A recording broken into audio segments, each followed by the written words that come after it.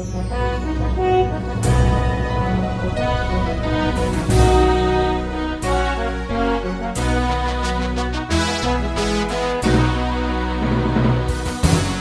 bagi saudara sekalian, marilah kita siapkan hati dan pikiran kita untuk mendengarkan firman Tuhan. Kita berdoa. Kasih karunia dan damai sejahtera dari Allah Bapa kita dan dari anaknya Tuhan Yesus Kristus menyertai kamu. Amin. Jemaat yang terkasih dalam Kristus Yesus, firman Tuhan yang mencerna khotbah dalam kebaktian rumah tangga epistel Minggu untuk tanggal 13 Juli tahun 2025 tertulis dalam surah Efesus pasal yang ke-6 ayat 21 hingga ayat yang ke-24. Demikian firman Tuhan.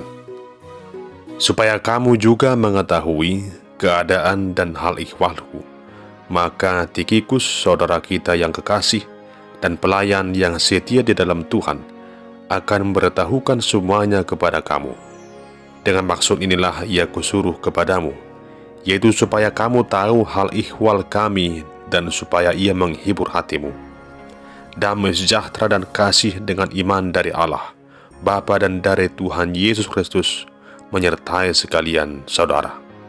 Kasih karunia menyertai semua orang yang mengasihi Tuhan kita Yesus Kristus dengan kasih yang tidak binasa. Demikian pembacaan firman Tuhan. Saudara terkasih dalam Kristus Yesus, tentunya satu hal yang sangat kita butuhkan dalam kehidupan ini adalah kasih. Kasih merupakan landasan dasar dalam kehidupan ini. Di tengah segala apa yang kita lakukan, kita membutuhkan kasih. Kasih adalah inti dari pengajaran Tuhan Yesus. Kasih adalah hukum yang terutama. Mengasihi Allah dan mengasihi sama manusia. Demikian disampaikan dalam kitab Injil.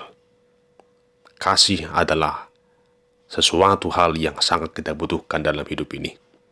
Dan kasih itu tentu harus dibuktikan. Bukan sekedar kata-kata. Bukan sekedar manis di bibir saja. Tapi kasih itu dibuktikan lewat perbuatan yang nyata. Hal demikianlah yang kita temukan dalam firman Tuhan saat ini. Itu surat Paulus kepada jemaat di Efesus. Bagaimana kasih persaudaraan yang sungguh tampak dalam surat Efesus ini. Bagaimana Paulus yang sungguh mengasihi jemaat Efesus. Demikian juga jemaat Efesus yang sungguh sangat peduli dan sungguh sangat mengasihi Paulus. Tentu semua itu adalah landasannya. Oleh karena Paulus sungguh-sungguh melayani mereka di masa-masa yang lampau. Dan jemaat Efesus tersentuh dengan pelayanan Rasul Paulus. Jemaat Tuhan, Efesus adalah kota yang makmur, kota yang sudah maju, pusat perdagangan dan kebudayaan. Di samping itu juga, kota Efesus terkenal dengan pusat kebudayaan dan keagamaan yang begitu maju pada masa itu, termasuk penyembahan terhadap dewa-dewi Yunani. Salah satunya adalah dengan berdirinya di sana kuil Artemis. Namun sekalipun penyembahan terhadap dewa-dewi juga begitu marak di sana, tetapi Rasul Paulus dengan gigih memberitakan Injil hingga akhirnya jemaat di Efesus dapat berdiri. Hal dapat kita baca dalam Kisah Para Rasul pasal 19 dan yang ke-20. Rasul Paulus sendiri melayani di Efesus selama 3 bulan. Di sana dia berkarya dengan begitu luar biasa, membawa banyak orang yang percaya pada Yesus, membaptis mereka, dan mengajar mereka supaya sungguh-sungguh percaya pada Yesus. Namun, suatu waktu Rasul Paulus harus meninggalkan jemaat itu dengan terpaksa oleh karena desakan dari orang-orang yang benci kepadanya yang diakibatkan oleh hasutan dari seorang tukang perak yang membuat kuil-kuilan atau aksesoris dewa Artemis yang bernama Demetrius. Ia merasa bahwa ia telah dirugikan oleh karena sudah begitu banyak orang-orang Efesus yang percaya pada Yesus. Oleh karena hasutan tersebutlah, maka Paulus meninggalkan jemaat Efesus. Lalu di kemudian hari, Rasul Paulus mengutus anak rohaninya, yaitu rekan sekerjanya Timotius, menjadi pemimpin di jemaat Efesus selama 3 tahun. Jemaat Tuhan, surat Efesus ini ditulis oleh Rasul Paulus dikala ia sedang dipenjara di kota Roma. Ada satu harapan daripada Rasul Paulus dikala ia menuliskan suratnya ini, agar orang-orang Kristen di Efesus tetap bertekun dalam iman, sekalipun mereka diperhadapkan dengan beragam tantangan dan pergumulan dikala mereka mengikut Tuhan Yesus. Dikala jemaat Efesus mendengarkan bahwa Rasul Paulus sedang dipenjara, hal itu membuat mereka merasa gelisah dan khawatir. Mereka mencari berbagai informasi tentang keberadaan Rasul Paulus. Mereka sangat merindukan untuk dapat berjumpa dengan Rasul Paulus. Mereka mengharapkan agar keadaan Rasul Paulus tetap dalam keadaan baik-baik saja. Dengan berbagai upaya mereka mencari tahu tentang kondisi Rasul Paulus dikala dia sedang dipenjara. Di sini kita melihat bagaimana hubungan batin antara jemaat Efesus dengan Rasul Paulus yang begitu sangat erat.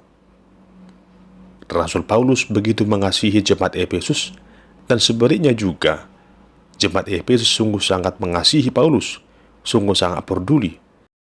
Bahkan mereka merasa gelisah dikala mereka mendengarkan Paulus sedang dipenjara.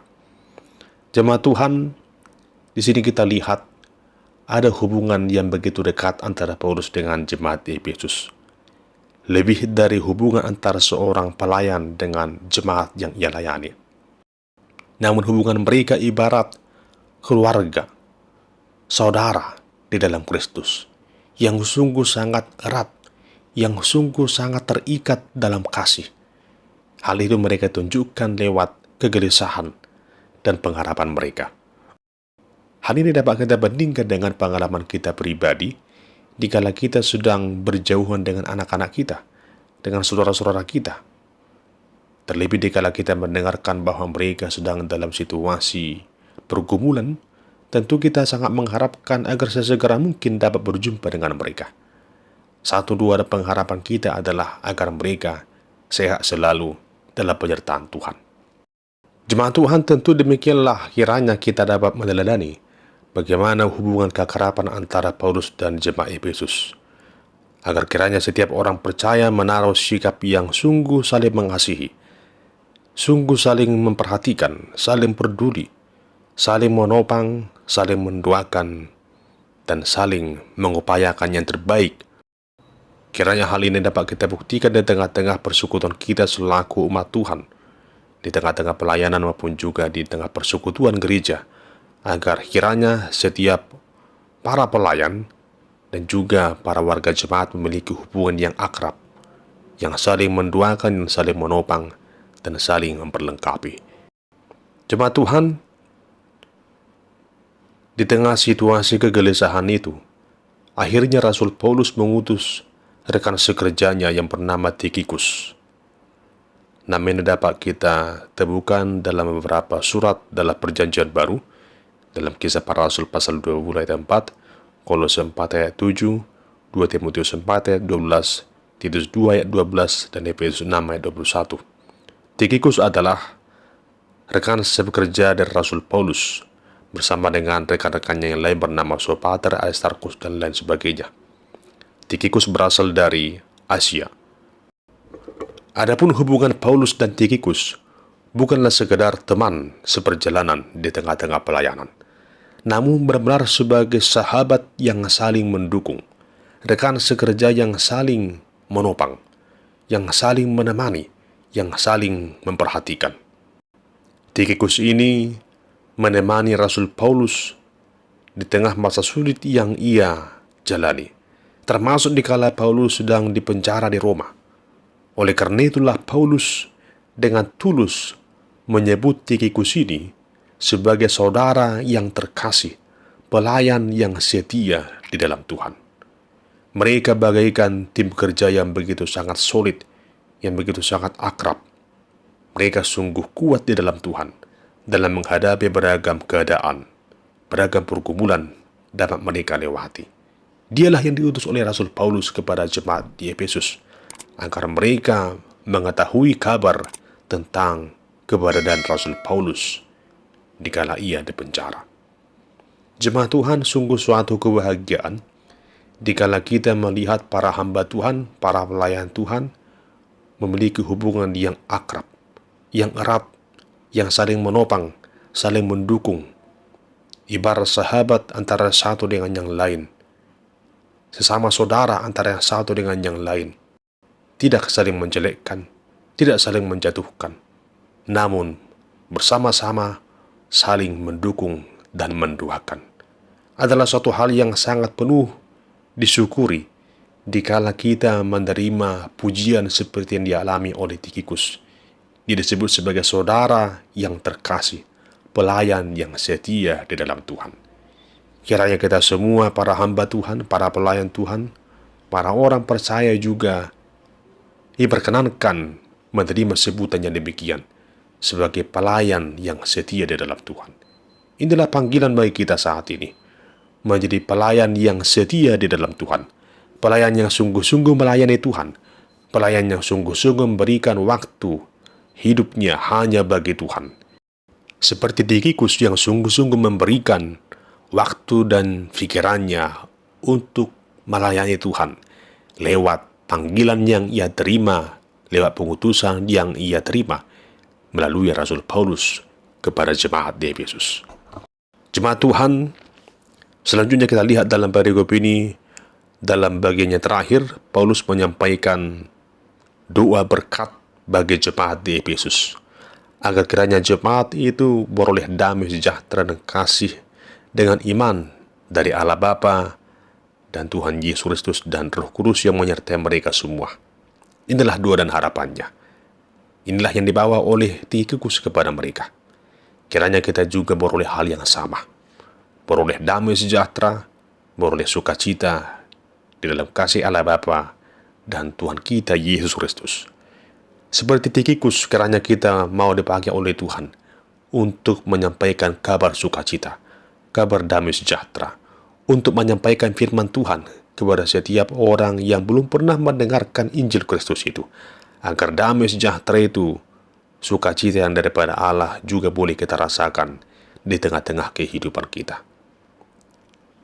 Jemaat Tuhan, inilah bukti dari sikap hidup yang saling mengasihi.